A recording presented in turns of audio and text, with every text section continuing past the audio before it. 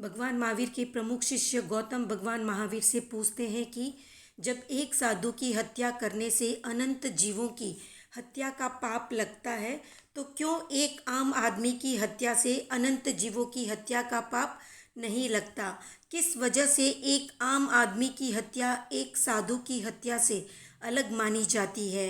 क्या है इसके पीछे का रहस्य, क्या कहते हैं भगवान महावीर इस पर, ये हम आज जानेंगे।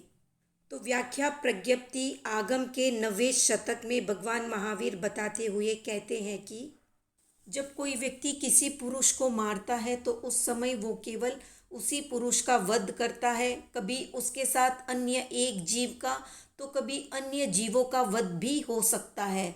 तो इस तरह से 3 भंग होते हैं, क्योंकि कभी उस पुरुष के आश्रित जू, लीक, कृमि, कीड़े आदि या फिर रक्त मवाद आदि के आश्रित अनेक जीवों का वध उनके साथ या उसके साथ हो जाता है। शरीर को सिकोड़ने, पसारने आदि में भी अनेक जीवों का वध संभव हो सकता है। पर जब एक व्यक्ति किसी ऋषि को, साधु को या मुनि को मारता है या उनका घात करता है तो वो एक साथ अनंत जीवों का घात करता है।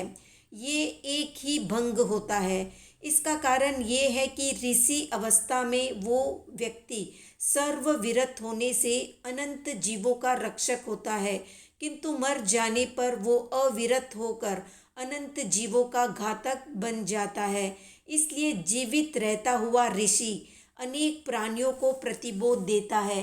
वे प्रतिबोध प्राप्त प्राणी क्रमशः मोक्ष को भी पाते हैं।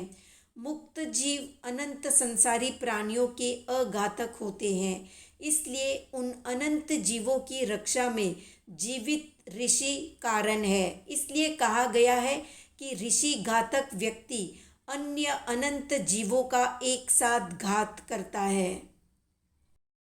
तो ये नई जानकारी कैसी लगी कमेंट में बताएं। इसी तरह की नई नई जानकारी पाने के लिए हमारे चैनल को सब्सक्राइब करें, लाइक करें और शेयर करें।